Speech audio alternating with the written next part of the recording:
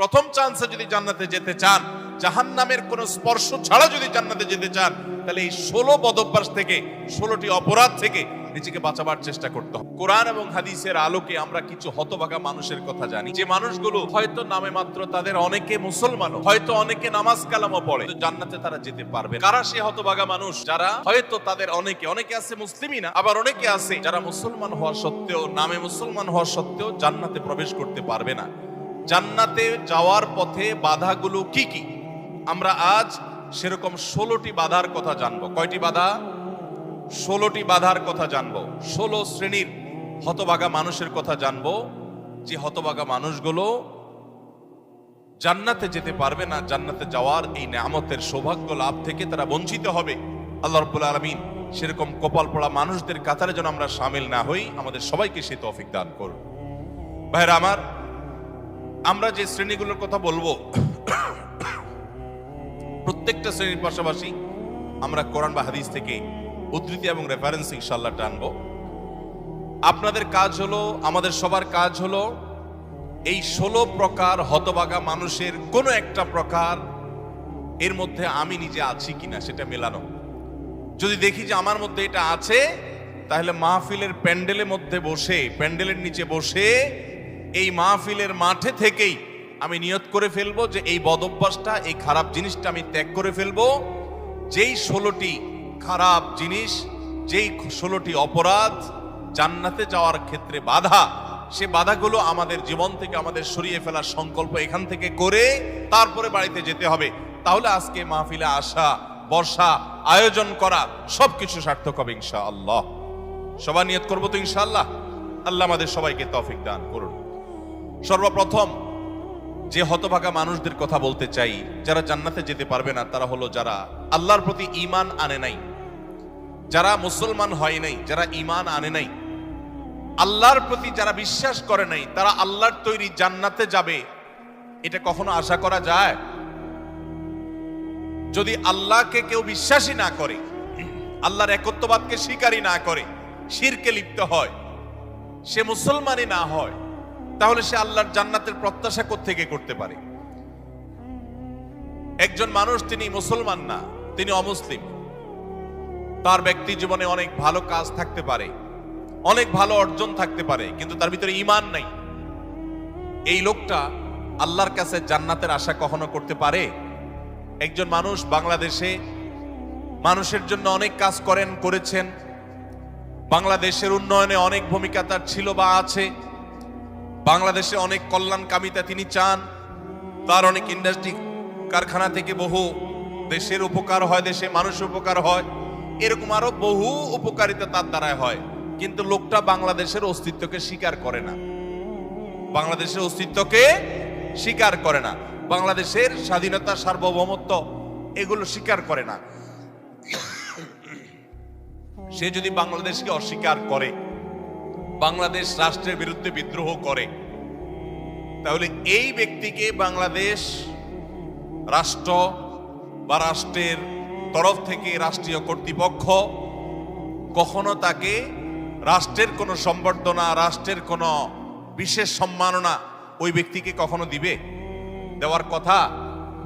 যে রাষ্ট্রকেই স্বীকার করে না, রাষ্ট্র তাকে সম্বর্ধনা দেওয়ার কথা। তার হতে পারে অনেক অর্জন আছে, হতে পারে অনেক অবদান আছে, তার একটারও 2 পয়সার কোনো মূল্য থাকবে না যদি সে রাষ্ট্রটাকেই কি করে? অস্বীকার করে। ঠিক একই ভাবে যে আমার রবকে মানে না, যার আল্লাহর প্রতি ঈমানই নেই, বিশ্বাসই নেই, তার হাজারটা ভালো কাজ থাকতে পারে, আল্লাহ রাব্বুল আলামিনের কাছে সে কখনো জান্নাত প্রত্যাশা করতে পারে? যে আল্লাহকে স্বীকার করে না, সে আল্লাহর কাছে জান্নাত কিভাবে আশা করে? এজন্য ভাইরা আমার, সহিহ মুসলিমের হাদিসে আসছে, নবী করিম সাল্লাল্লাহু আলাইহি ওয়াসাল্লাম বলেছেন, লা তাদখুলুল জান্নাতা হাত্তা তুমিনু, তোমরা ততক্ষণ পর্যন্ত জান্নাতে প্রবেশ করবে না যতক্ষণ পর্যন্ত তোমরা ঈমানদার হবে না। অর্থাৎ ঈমানদার না হলে জান্নাতে যাওয়ার কোনো সুযোগ নেই। এই প্রথম শ্রেণীর মানুষ, তারা দুনিয়া থেকে যদি ঈমান ছাড়া যায়, তাহলে সেক্ষেত্রে চিরকাল তারা জান্নাতে নিষিদ্ধ থাকবে, অনন্ত অসীমকাল জাহান্নামে তারা থাকবে, জান্নাতে কখনোই আসতে পারবে না। আর বাকি 15 শ্রেণীর মানুষ যারা আছে, এরা এক সময় তাদের পাপ এবং অপরাধের প্রায়শ্চিত্ত করার পর, এর শাস্তি পাওয়ার পর, আল্লাহ তাআলা চাইলে তাদেরকে জান্নাতে দিতে পারেন এবং তাদের ঈমান যদি থাকে, কোনো না কোনো সময় তারা জান্নাতে যাবে, তাদের গুনাহগুলো মাফ হওয়ার পর অথবা শাস্তি হওয়ার পর, যেহেতু তারা ঈমানদার। এটাই হলো আহলুস সুন্নাহ ওয়াল জামাতের বিশ্বাস এবং আকীদা, যে মুরতাকিবে কাবীরা গুনাহ করে দুনিয়া থেকে যদি কেউ জাহান্নামী হয়ে যায়, সে চিরকাল অনন্ত অসীমকাল জাহান্নামে থাকবে না, বরং সেখান থেকে এক সময় সে বের হয়ে আসবে। এটাই আহলুস সুন্নাহ ওয়াল জামাতের আকীদা। মুতাজিলা সহ কিছু ভ্রান্ত ফেরকার মানুষের বিশ্বাস হলো যে জাহান্নামে একবার যে যাবে সে চিরকাল সেখানে থাকবে। বিভিন্ন আয়াতের অপব্যাখ্যা তারা করে থাকেন। যাই হোক, তাহলে প্রথম শ্রেণীর কথা আমরা জানলাম, যারা জান্নাতে নো এন্ট্রি, তাদের জান্নাতে প্রবেশের সুযোগ থাকবে না, তারা হলো যাদের আল্লাহর প্রতি ঈমান নাই, যারা মুসলমান না, যারা ঈমানদার না, তারা চিরকালের জন্য জান্নাতে নিষিদ্ধ থাকবে। এক নাম্বার। দুই, দ্বিতীয় যে প্রকারের মানুষ জান্নাতে যেতে পারবে না, বা দ্বিতীয় যে বিষয়টি জান্নাতে যাওয়ার পথে বাধা, সেটি হলো আত্মীয়তার সম্পর্ক ছিন্ন করা। রক্ত সম্পর্কীয় আত্মীয়কে যদি কেউ স্থায়ীভাবে ছিন্ন করে, তাদের সাথে সম্পর্ক যদি একবারে কাট করে ফেলে, বুখারী মুসলিম এক যুগে বর্ণনা করেছেন, নবী করিম সাল্লাল্লাহু আলাইহি ওয়াসাল্লাম বলেছেন, লা ইয়াদখুলুল জান্নাতা কাতি', আত্মীয়তার সম্পর্ক ছিন্ন করে দেয় যে এই ব্যক্তি জান্নাতে প্রবেশ করবে না, সে জান্নাতে প্রবেশ করবে না। অতএব আত্মীয়তার সম্পর্ক যারা ছিন্ন করেছেন তারা তওবা করতে হবে। আপনার ভাই, আপনার বোন, শত বাধা হতে পারে, শত ঝামেলা হতে পারে, শত গন্ডগোল হতে পারে, আপনার চাচা, আপনার ফুফু, আপনার মা বাপ, আপনার সন্তান সন্ততি, আপনার মামা, আপনার খালা, এরা সবাই আপনার রক্ত সম্পর্কীয় আত্মীয়। এদের সাথে আপনি স্থায়ী সম্পর্ক ছিন্ন করবেন, এই সুযোগ কিন্তু ইসলাম আপনাকে রাখে নাই। হ্যাঁ, যদি এমন হয় যে তাদের সাথে সম্পর্ক রাখতে গেলে আপনার জীবন হুমকির মধ্যে পড়ে, আপনি বিপর্যস্ত হন, আপনাকে তারা ক্ষতি করে, তো শুধু ক্ষতি থেকে বাঁচার জন্য আপনি দূরে আসেন, সেটা ভিন্ন বিষয়। কিন্তু সম্পর্ক যদি একেবারে স্থায়ীভাবে ছিন্ন করেন, বিশেষ করে দুনিয়াবি ঠুনকো অজুহাতে, ঠুনকো কারণে, কোনো কারণে মনোমালিন্য হয়েছে, আর চিরকালের জন্য সম্পর্ক ছিন্ন করে দিলেন, তো এটা হারাম। এই লোক যদি নামাজিও হয়, এই লোক যদি ওয়াজ মাহফিলেও আসে, এই লোক যদি জিকির আজকারও করে, এই লোক যদি তাসবিহ তেলাওয়াতও করে, যেহেতু সে আত্মীয়তার সম্পর্ককে ছিন্ন করে ফেলেছে, এই লোক জান্নাতে প্রবেশ করতে পারবে না যতদিন না সে তওবা করে তার পাপ থেকে, অপরাধ থেকে সে ফিরে না আসছে। ভাইরা আমার, তাহলে জান্নাতে যাওয়ার ক্ষেত্রে দ্বিতীয় বড় বাধা হলো এই বিষয়টি, অর্থাৎ আত্মীয়তার সম্পর্ক ছিন্ন করা। আর প্রথম বাধার কথা বলেছি হলো বেঈমানি, কুফরি, আল্লাহর প্রতি অবিশ্বাস এবং শিরক। এগুলো জান্নাতে যাওয়ার ক্ষেত্রে সবচেয়ে বড় বাধা, স্থায়ী বাধা। আর দ্বিতীয়টি হলো আত্মীয়তার সম্পর্ক ছিন্ন করা। নাম্বার 3, চগলখড়ি করা। এই বদভ্যাস আমাদের সমাজে এখন প্রচুর পরিমাণে আছে। অনেক মানুষ আছে দেখবেন মুখে দাঁড়িয়ে আছে, মাথায় টুপিও আছে, হয়তো নামাজ কালামও পড়ে, কিন্তু চগলখড়ির বদভ্যাস আছে, এই চরিত্রটা আছে যে আমার কাছে এসে ওনার বদনামি করবে, ওনার কাছে গিয়ে আমার বদনামি করবে, আমার কাছে এসে আমাকে পামপট্টি দিবে, ওনার কাছে গিয়ে ওনারে পামপট্টি দিবে। এরকম লোক আছে না নাই? ঘরে ঘরে, আল্লাহ মাফ করুন, আমাদের অনেকের মধ্যে এই চরিত্রটা আছে না নাই? নবী করিম সাল্লাল্লাহু আলাইহি সাল্লাম এই চগলখড়ি সম্পর্কে সহিহ মুসলিম বর্ণিত হাদিসে বলেছেন, লা ইয়াদখুলুল জান্নাতা নাম্মাম, চগলখড় জান্নাতে প্রবেশ করবে না। জান্নাতে প্রবেশের ক্ষেত্রে আরেকটি বড় বাধা, আরেকটি বড় দেয়াল, আরেকটি বড় প্রাচীর হলো এই চগলখড়ির চরিত্র। ভাইরা আমার, আসুন তওবা করি, চগলখড়ি করব না। কারোর ভালো কিছু পেলে সেটা তার পেছনে অন্যদের কাছে বলবো, আর মন্দ কিছু হলে তার সামনে বলবো। তার সামনে এসে একরকম, তার পেছনে গিয়ে আরেক রকম, সামনে এসে তার প্রশংসা, পেছনে গিয়ে তার দুর্নাম। এই দুশ্চরিত্র অনেক অনেক নেকামলকারী মানুষ, নামাজ কালাম ওয়ালা মানুষ, জিকির আজকার ওয়ালা মানুষ, অনেক ইসলামের কাজ করেওয়ালা মানুষ, দাওয়াতের কাজ করেওয়ালা মানুষ, তাদের মধ্যে এই বদভ্যাস, এই দুশ্চরিত্র, এই খারাপ জিনিস আছে। ভাইরা আমার, আমরা বেশিরভাগ মানুষ চুরি করি না, ডাকাতি করি না, মদ খাই না, মানুষ হত্যা করি না, জেনা করি না, খুন খারাপি করি না, ছিনতাই রাহাজানি করি না। বেশিরভাগ মানুষ এই মাহফিলে আমরা যারা আছি, আমার কথা যারা শুনছেন, বেশিরভাগ মানুষই এই মোটা মোটা বড় বড় অপরাধগুলো আমরা করি না। কিন্তু কিছু কিছু অপরাধ আছে যেগুলো আমরা যে করি, সেগুলো অপরাধ যে আমরা জানিও না, সে বিহিত নাই, সে চিন্তাও নাই, সে ভাবলেশও নাই, এবং সেগুলো যে গুনাহ, সে গুনাহগুলোকে গুনাহ মনে করছি না, শয়তান বুঝতেই দিচ্ছে না। তার মধ্যে একটা হলো এইটা, চগলখড়ি। ঘরে ঘরে, জনে জনে দেখবেন এই বদভ্যাস, যে সামনে একরকম, পিছনে আরেক রকম, নেফাকি এবং কপটতা আজ জনে জনে ভরে গেছে। আল্লাহ তাআলা আমাদের সবাইকে জান্নাতে যাওয়ার ক্ষেত্রে কত বড় বাধা, এই বাধাকে আল্লাহ তাআলা আমাদেরকে অতিক্রম করার তৌফিক দান করুন।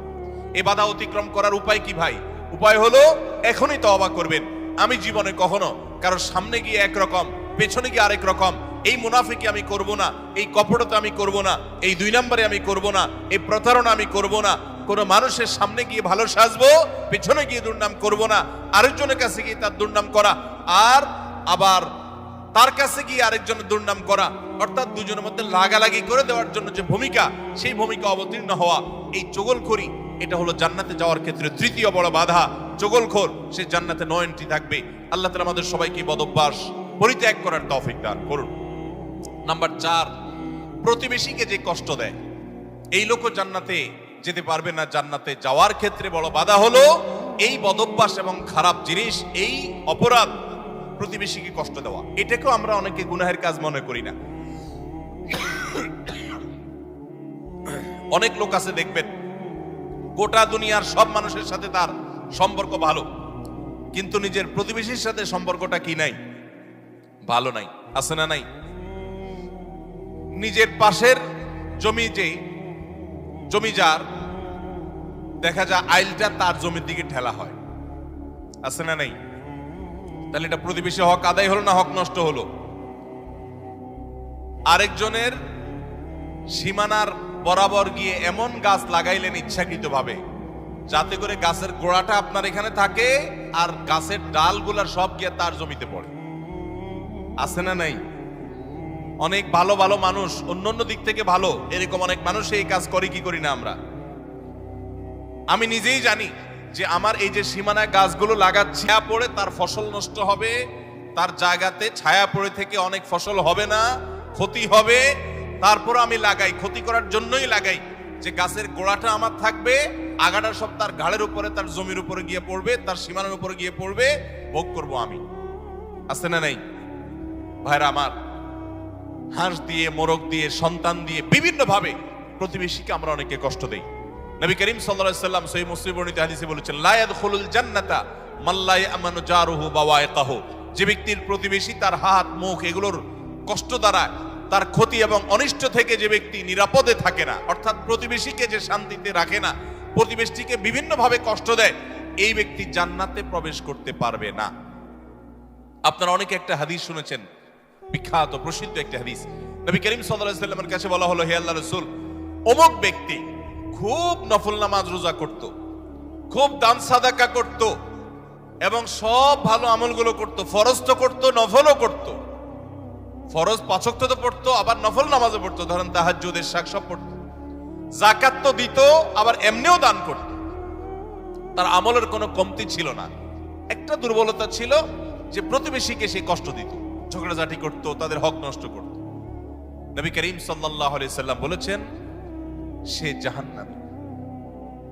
তোমরা যার কথা বলেছো, আল্লাহ তাআলা ওহীর মাধ্যমে নবীকে জানিয়ে দিয়েছেন, তার পরিণতি হলো জাহান্নাম। তার কোন নামাজ, তার কোন রোজা, তার কোন ইবাদত, তার কোন দান সাদাকা, এগুলো তাকে রক্ষা করতে পারে নাই, সে জাহান্নামে যাবে, কারণ তার প্রতিবেশীকে সে কষ্ট দিয়েছে। এর বিপরীতে নবীজি সাল্লাল্লাহু আলাইহি সাল্লামকে বলা হলো যে আরেকজনের কথা আমরা জানি, শুধু ফরজ নামাজগুলো পড়তো, নফল নামাজ পড়ার সময় পাইতো না, শুধু ফরজ কাজগুলো করতো, অতিরিক্ত দান সাদাকার সুযোগও পেত না, কিন্তু তার একটা ভালো গুণ ছিল, সে প্রতিবেশীদের সাথে সুসম্পর্ক বজায় রাখতো। তারা যদিও খুব বেশি ভালো ছিল না, কিন্তু সে ভালো থাকার চেষ্টা করত, নিজে থেকে তাদের যেন কষ্ট না হয় এটা খেয়াল রাখতো। নবী সাল্লাল্লাহু আলাইহি সাল্লাম বলেছেন, এই লোকটা জান্নাতি। ভাইরা আমার, প্রতিবেশী যে কত বড় একটা ব্যাপার, এটা আমরা বেশিরভাগ মানুষ বুঝি না। গ্রাম বলেন, শহর বলেন, বেশিরভাগ জায়গায় আমরা প্রতিবেশীর হক নষ্ট করি। প্রতিবেশীকে জানেন? আপনার রক্ত সম্পর্কীয় আত্মীয়, যেমন মা বাবা, সন্তান সন্ততি, ছেলে মেয়ে, ভাই বোন, একেবারে এ ক্লাসের আত্মীয়, যারা এ ক্লাসের প্রথম সারির, যারা রক্ত সম্পর্কীয়, আপনার বাবার দিককার, বাপ মা, ছেলে মেয়ে, ভাই বোন, চাচা ফুফু, এদেরকে বলা হয় এ ক্লাসের আত্মীয়, একদম প্রথম শ্রেণীর। এই আত্মীয়দের পরে সবচেয়ে যার হক আপনার কাছে সবচেয়ে বেশি, তারা হলো আপনার প্রতিবেশী। বেশিরভাগ ক্ষেত্রে দেখবেন প্রতিবেশীর সাথে সম্পর্ক ভালো নাই, আইল ঠেলা ঠেলি, গন্ডগোল, ফাসাদ, ঝগড়াঝাটি, মারামারি, গ্রামে এক ধরনের, শহরে আরেক ধরনের। শহরে ধরেন ধুমধাড়াক্কা গানের ভলিউম দিয়ে আশপাশের প্রতিবেশীকে কষ্ট দিচ্ছেন, ময়লাটা বের করে আপনি আপনার দরজার সামনে রাখছেন, প্রতিবেশী বের হয়ে নাকে হাত দিতে হয়েছে, আপনার জুতাগুলো তার ফ্ল্যাটের সামনে চলে গেছে, তাকে আপনি কষ্ট দিচ্ছেন, আপনার বিল্ডিং এর পাশের জায়গাটা খালি আছে, ময়লাটা সেখানে ফেলতেছেন, আপনার বাচ্চাদেরকে দিয়ে তারে কষ্ট দিচ্ছেন, গ্রামে দেখা যায় হাঁস মুরগি দিয়ে প্রতিবেশীকে কষ্ট দিচ্ছেন, আপনার ছাগল গিয়ে তার জিনিসপত্র খেয়ে ফেলছে, আপনার বাচ্চারা গিয়ে তাকে ডিস্টার্ব করছে, আপনার গাছগুলো গিয়ে ছায়া হয়ে তার জায়গাতে ক্ষতি করছে, তার জায়গা বরাবর আপনি পুকুর কাটতেছেন যাতে করে ভেঙে আপনার এখানে পড়ে। এক কথায় নানাভাবে আমরা প্রতিবেশীকে ক্ষতিগ্রস্ত করছি। এমনকি অনেক মানুষ অন্য অনেক ক্ষেত্রে প্র্যাকটিসিং মুসলমান হওয়ার সত্ত্বেও এই কাজটা করছে। নবী সাল্লাল্লাহু আলাইহি ওয়াসাল্লাম বলেছেন, খবরদার, যে ব্যক্তি প্রতিবেশীকে কষ্ট দেয়, প্রতিবেশী তার হাত মুখ দ্বারা কষ্ট পায়, এই লোক জান্নাতে যেতে পারবে না। তাহলে 4 নম্বর আমরা পেলাম, জান্নাতে যাওয়ার ক্ষেত্রে বাধা হলো প্রতিবেশীকে কষ্ট দেওয়া। আল্লাহ তাআলা এই বদঅভ্যাস এবং এই গুনাহ থেকে, অপরাধ থেকে আমাদেরকে বেরিয়ে আসার তৌফিক দান করুন। নবী করিম সাল্লাল্লাহু আলাইহি ওয়াসাল্লাম বলেছেন, প্রতিবেশী সম্পর্কে জিবরিল আমাকে এত বেশি সাবধান করেছে যে আমার মনে হচ্ছিল জিবরিল না জানিয়ে এসে বলে, আপনার মৃত্যুর পর আপনার সম্পদে বাবা মা ছেলে মেয়ে যার যার সম্পদের ভাগ আছে, এর মধ্যে প্রতিবেশীর একটা ভাগ আছে, এইটা না জানি কখন বলে আমি সেই চিন্তা করছিলাম। কারণ এতবারে সে জিবরিল আমাকে সাবধান করছে যে খবরদার, প্রতিবেশীর ব্যাপারে কেয়ারফুল থাকতে হবে, সতর্ক থাকতে হবে। আমরা সতর্ক থাকবো তো ইনশাআল্লাহ। নাম্বার 5, অহংকারী ব্যক্তি, যে অহমিকা দেখায়, দম্ভ করে, গরিমা নিয়ে চলে, মানুষকে মানুষ মনে করে না। কারোর টাকার গরম আছে, কারোর নাম যশ খ্যাতির গরম আছে, কারোর ক্ষমতার গরম আছে। আল্লাহ তাআলা এক একজনকে এক একটা দিয়ে পরীক্ষা করেন। এগুলোর মাধ্যমে যারা অহংকারী হয়ে যায়, এগুলোর কারণে যারা অহংকারী হয়ে যায়, এই অহংকারী ব্যক্তি কখনো জান্নাতে যাবে না। সহিহ মুসলিমের হাদিসে আসছে, নবী করিম সাল্লাল্লাহু আলাইহি ওয়াসাল্লাম বলেছেন, লা ইয়াদখুলুল জান্নাতা মান কানা ফি কলবিহি মিসকালু যাররাতিন মিন কিবরিন, যেই ব্যক্তির অন্তরে যাররা পরিমাণ অহংকার থাকবে, দম্ভ থাকবে, এই মুতাকাব্বির অহংকারী ব্যক্তি জান্নাতে কখনো প্রবেশ করবে না। আল্লাহ রাব্বুল আলামিন হাদিসে কুদসিতে বলেছেন, অহংকার হলো আমার চাদর। অহংকার হলো কার চাদর ভাই? আল্লাহ তাআলার চাদর। এই চাদর নিয়ে যদি কেউ টানাটানি করে, আল্লাহ রাব্বুল আলামিন তাকে ছিন্ন বিচ্ছিন্ন করে ছাড়বেন, তাকে আল্লাহ তাআলা কখনো জান্নাত দিবেন। এজন্য ভাইরা সবসময় বিনয়ী হয়ে থাকতে হবে। জান্নাতি লোকদের কিছু মার্কা আছে, এর ভিতরে একটা মার্কা হলো তারা বিনয়ী থাকবে, মাটির মানুষ হয়ে থাকবে, নিরীহ হয়ে থাকবে, তাদের উপরে সবাই চড়াও হতে চাইলেও তারা চড়াও হবে না, অর্থাৎ বিনম্র থাকবে। এটা জান্নাতি লোকদের মার্কা। এই জন্য ভাইরা বিনয়ী হতে হবে। 5 নম্বর, যারা জান্নাতে যেতে পারবে না, জান্নাতে যাওয়ার ক্ষেত্রে বাধা হলো অহংকার, সে অহংকারী মানুষ। 6 নম্বর হলো প্রতারক, 7 নম্বর হলো দান করে খোটা দেয় যে সে, আর 8 নম্বর হলো কৃপণ। আর এই তিনটি তিরমিজি বর্ণিত হাদিসে বর্ণিত হয়েছে। নবী করিম সাল্লাল্লাহু আলাইহি ওয়াসাল্লাম বলেছেন, লা ইয়াদখুলুল জান্নাতা খাব্বুন ওয়ালা মান্নানুন ওয়ালা বাখীল, যে ব্যক্তি কাউকে প্রতারণা করে, ধোঁকা দেয়। এখন আমাদের সমাজে মুসলমানদের মধ্যে ধোঁকা দেনওয়ালা মানুষের সংখ্যা কি কম না বেশি? দোকানদার বলেন, ব্যবসায়ী বলেন, চাকরিজীবী বলেন, যার কথাই বলেন, এমনকি নেতারা বলেন, জনগণকে ধোঁকা দেয়। ঠিক না ভাই? ঠিক।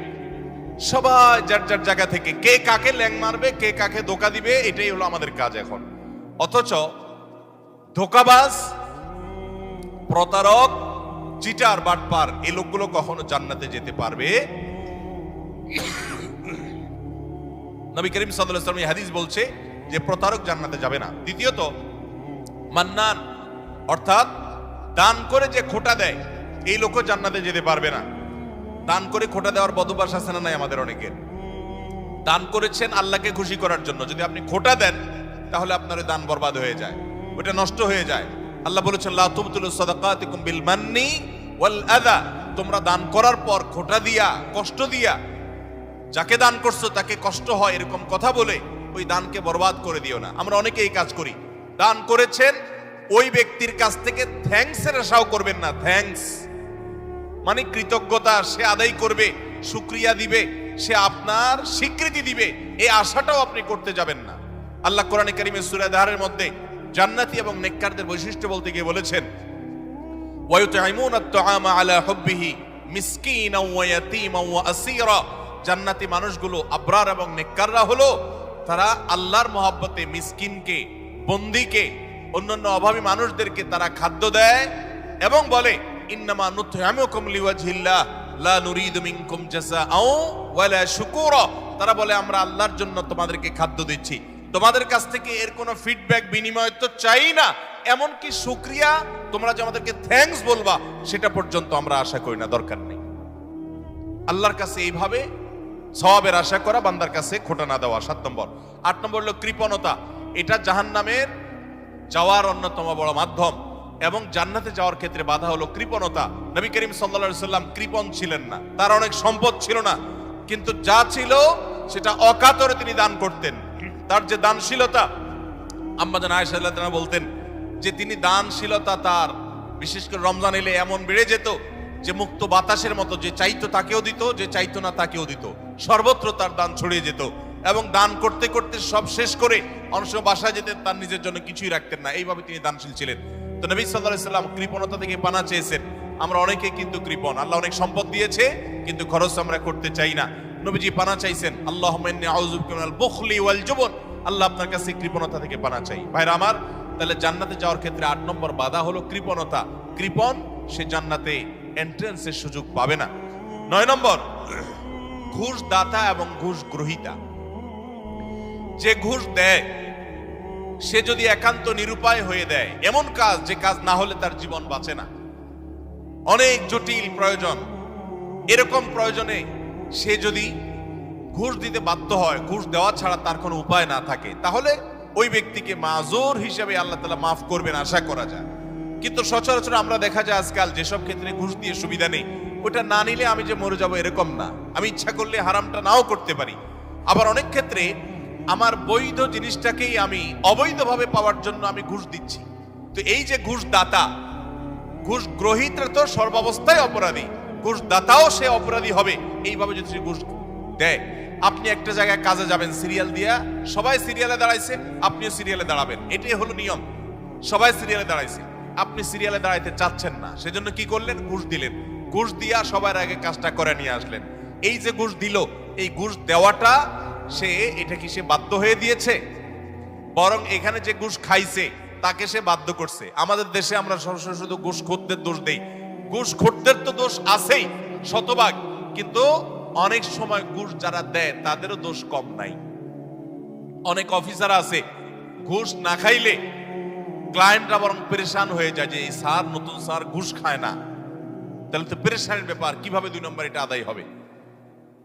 অতএব ভাইরা আমার, ঘুষ দাতা এবং গ্রহীতা, তাবরানী হাদিসে আসছে নবী করিম সাল্লাল্লাহু আলাইহি ওয়াসাল্লাম বলেছেন, আর রাশি ওয়াল মুরতাশি ফাফিন্নার, ঘুষ দাতা ঘুষ গ্রহীতা উভয় জাহান্নামে যাবে। অতএব ঘুষ দিতেও খুব সাবধান, আর যারা ঘুষ খাচ্ছে তাদের কথা তো বলাই বাহুল্য। তাহলে জান্নাতে যাওয়ার ক্ষেত্রে এই ঘুষ দেওয়া নেওয়া এটা একটা বড় বাধা। আর জান্নাতি হতে পারবে না, জান্নাতে নো এন্ট্রান্স থাকবে ওই সমস্ত লোকদের যারা এটা করে। নাম্বার 10, মাতা পিতার অবাধ্য। নাম্বার 11, নেশাগ্রস্ত, নেশায় আসক্ত। এই সম্পর্কে নাসাই বর্ণিত হাদিসে আসছে নবী করিম সাল্লাল্লাহু আলাইহি ওয়াসাল্লাম বলেছেন, লা ইয়াদখুলুল জান্নাতা আকুন ওয়ালা মান্নান ওয়ালা মুদমিনু খামরিন, জান্নাতে যেতে পারবে না মা বাবার নাফরমান, মা বাবার অবাধ্য, মা বাবার সাথে বেয়াদবি করে, মা বাবার যৌক্তিক নির্দেশগুলোকে লঙ্ঘন করে। অনেক মানুষ আছে দেখবেন নামাজ কালাম পড়ে, কপালে সিজদা পড়ে গেছে, অন্য অনেক ভালো কাজ করে, কিন্তু মা বাবার প্রতি তিনি অনুগত নন, তাদের সাথে নাফরমানি করে। এই সন্তান কখনো জান্নাতে যেতে পারবে না যাবত না আল্লাহ তাআলা তাকে মাফ না করেন, অথবা তার এই পাপের প্রায়শ্চিত্ত সে না করে। অর্থাৎ এটা জান্নাতে যাওয়ার ক্ষেত্রে বাধা, মাতা পিতার নাফরমান। আর 11 নম্বর হলো মাদকে আসক্ত, যেটা এই একই হাদিসে নাসাই বর্ণিত হাদিসে আছে। মাদক আসক্ত অর্থাৎ মাদক সেবন করতে করতে এটা দেশে অভ্যস্ত হয়ে পড়েছে, এটা স্থায়ী রোগে পরিণত হয়েছে, এই লোকটাও জান্নাতে যেতে পারবে না। 12 নম্বর হলো ওই লোক যার শরীর হারাম দ্বারা গঠিত হয়েছে, যার গোশত, মাংস, রক্ত হারাম খেয়ে, হারাম উপার্জন করে করে এগুলো গঠিত হয়েছে। সেটা সুদের টাকায় হোক, সেটা ঘুষের টাকায় হোক, সেটা চুরির টাকায় হোক, সেটা দুর্নীতির টাকায় হোক, সেটা যেভাবে হোক না কেন। এই সম্পর্কে মুসনাদে আহমদের হাদিস আছে, নবী করিম সাল্লাল্লাহু আলাইহি ওয়াসাল্লাম বলেছেন, লা ইয়াদখুলুল জান্নাতা জাসাদুন নাবাতা বিসসুহত, যে শরীর হারাম দ্বারা বৃদ্ধি হয়েছে, হারাম দ্বারা গঠিত হয়েছে, সে শরীর জান্নাতে প্রবেশ করবে না। এটা হলো 12 নম্বর। 13 নম্বর হলো অহংকারী ব্যক্তি, যে শুধু অহংকার করে তা নয়, অহংকারের পাশাপাশি আরেকটা বদ অভ্যাস আছে, আরেকটা রোগ আছে, যে রীতিমতো কাউকে পাত্তা দেয় না এবং গোয়ার কিসিমের হয়, গোয়ার কিসিমের হয়, খুব তেড়া কিসিমের হয়, শক্ত মেজাজি হয়, কোনোভাবেই সে নরম হতে চায় না। এই উতুল এবং জাওয়াজ আবু দাউদ শরীফের হাদিসের বর্ণনা মতে এই টাইপের মানুষও জান্নাতে যেতে পারবে না, যারা অনেক বেশি এরকম গোয়ার হয় এবং রূঢ় স্বভাবের হয়। স্বভাবটাই হলো রূঢ়, স্বভাবটাই হলো রুষ্ট, সে সবসময় মানুষের সাথে এরকম কঠোর স্বভাবের হয়, তার মনটাই হলো পাথরের মতো। এই মানুষগুলো জান্নাতে যেতে পারবে না এবং আবু দাউদের হাদিস সেটি বলছে। আর 14 নম্বর হলো গণক, যে ভবিষ্যতে কি হবে না হবে মানুষের সমস্ত গণক গণনা করে বিভিন্ন খবর বলে দেয়। অনেক সময় এগুলো সত্য হয় এবং কুফরি কালাম করে শয়তানের আশ্রয় নিয়ে ব্ল্যাক ম্যাজিকের মাধ্যমে, জাদুবিদ্যার মাধ্যমে বিভিন্ন ভাবে এরকম অনেক কিছু বলতে পারে তারা, এবং সেগুলো খেটেও যেতে পারে, অস্বাভাবিক নয়। কিন্তু এই যে অসৎ উপায়ে কুফরি কালামের মাধ্যমে, জাদুর মাধ্যমে শয়তানের আশ্রয় নিয়ে ভবিষ্যৎ সম্পর্কে বলে দেয়, এই রকম গণক যারা, এরাও জান্নাতে যেতে পারবে না। এমনকি তাদের কাছে যারা যায়, যারা তাদের কথা বিশ্বাস করে, আস্থা রাখে, এদের ইবাদত পর্যন্ত একটা মেয়াদ পর্যন্ত কবুল হবে না, হাদিসে বলা হয়েছে। তাহলে 14 প্রকার হলো এই গণক। আর 15 নম্বর হলো জাদুকর, যারা ব্ল্যাক ম্যাজিক করে মানুষকে। আজকাল এই ব্ল্যাক ম্যাজিক ভাই ঘরে ঘরে হয়ে গেছে, ঘরে ঘরে দুষ্ট জিনকে দিয়ে, শয়তানের আশ্রয় নিয়ে ব্ল্যাক ম্যাজিশিয়ানরা ব্ল্যাক ম্যাজিক করে। দেখবেন যে বিভিন্ন পোস্টারে লেখা কামরূপ কামাখ্যা থেকে প্রশিক্ষণ প্রাপ্ত, আছে না নাই? ফেসবুকে দেখবেন বিভিন্ন কমেন্টে এরকম পোস্টার পোস্ট করে অনেক অনেক লোক। আবার অনেক সময় দেখবেন বিভিন্ন জায়গায় জায়গায় এগুলো আছে। ঘরে ঘরে দেখবেন এমন অনেক রোগী আছে যেই রোগীদের কোনো ট্রিটমেন্ট ডক্টররা করতে পারছেন না। দেশ বিদেশ ঘুরে, বহু হাসপাতাল ঘুরে, বহু ট্রিটমেন্ট নিয়েও কোনো চিকিৎসা করাতে পারছেন না, কোনো ট্রিটমেন্ট হচ্ছে না, সুস্থ হচ্ছে না। এগুলোর একটা অংশ, আমি সবগুলো বলছি না, একটা বড় অংশ ব্ল্যাক ম্যাজিকের রোগী আস্তে আস্তে শেষ হয়ে যাচ্ছে। বিভিন্ন বর্ণনা আছে সম্পর্কে। ব্ল্যাক ম্যাজিক এটা ওটের উপর যদি পড়ে তো ওটকে পাতিল পর্যন্ত নিয়ে যায়, অর্থাৎ শেষ হয়ে যায়, জবাই করে খাওয়া ছাড়া উপায় থাকে না, আর মানুষকে কবর পর্যন্ত নিয়ে ছাড়ে। অন্য আরেক হাদিসে আছে যে এই যে মানুষের হিংসাত্মক দৃষ্টি, কুদৃষ্টি, বদনজর, এটা ভাগ্যকে পর্যন্ত আল্লাহর ফয়সালাতেই পরিবর্তন পর্যন্ত করে দেয়। এরকম ভয়াবহ একটা বিষয়। এই ব্ল্যাক ম্যাজিশিয়ান যারা, এরা জান্নাতে যেতে পারবে না এবং দুনিয়াতে এদের জন্য চরম শাস্তি। ইসলামী শরিয়ত তাদের জন্য মৃত্যুদণ্ড রেখেছে, কারণ এরা স্বামী স্ত্রীর মধ্যে কলহ সৃষ্টি করে। এখন শত শত ফ্যামিলিতে দাম্পত্য সম্পর্কগুলো ভালো নেই। আমার কাছে এরকম শত শত হিস্ট্রি আসে যে স্বামী স্ত্রীর একসময় সম্পর্ক খুব ভালো ছিল, হঠাৎ করে তাদের আর সম্পর্ক ভালো নাই, কেউ কাউকে সহ্য করতে পারছেন না, কেউ একজন ব্ল্যাক ম্যাজিক করেছে।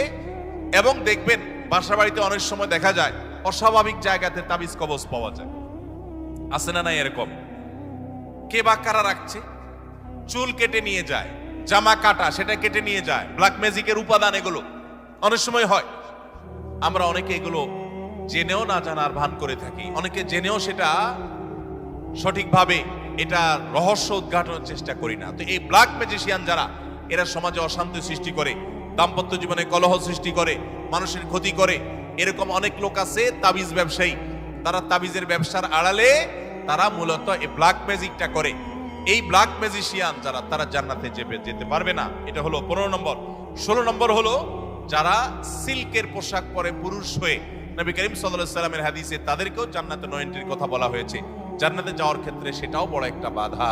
তাহলে 16 প্রকারের মানুষ পেলাম যারা জান্নাতে যেতে পারবে না বলে নবী করিম সাল্লাল্লাহু আলাইহি ওয়াসাল্লামের বিভিন্ন হাদিসে সাবধান করা হয়েছে, সতর্ক করা হয়েছে, কোরআনের বিভিন্ন আয়াতে সাবধান করা হয়েছে যে এই 16 প্রকারের মানুষ তারা জান্নাতে যেতে পারবে না। শুধু 16 প্রকার নয়, এরকম আরো আছে, কোরআন হাদিস ঘাটলে পাওয়া যাবে।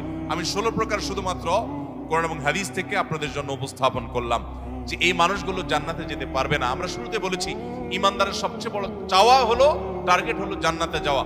সে জান্নাতেই যদি যেতে না পারি, তাহলে আমার আর এই দুনিয়াতে আমার কর্ম, আমার ঈমান, এগুলো আমাকে কি উপকার করলো? যদিও ঈমান থাকলে আপনি এই সমস্ত গুনাহগুলো লিপ্ত হওয়ার কারণে জাহান্নামে গেলেও একসময় আপনি জান্নাতে আসবেন, এটাই আহলে সুন্নাত জামাতের আকীদা, এটাই বিশুদ্ধ বিশ্বাস। কিন্তু তারপরেও জাহান্নাম তো এমন জায়গা যেখানে এক মুহূর্তের জন্য গিয়ে সহ্য করার কথা নয়। অতএব ইমানদার প্রথম চান্সে জান্নাতে যেতে চাইবে। আর প্রথম চান্সে যদি জান্নাতে যেতে চান, জাহান্নামের কোনো স্পর্শ ছাড়া যদি জান্নাতে যেতে চান, তাহলে এই 16 বদভ্যাস থেকে, 16টি অপরাধ থেকে নিজেকে বাঁচাবার চেষ্টা করতে হবে। আল্লাহ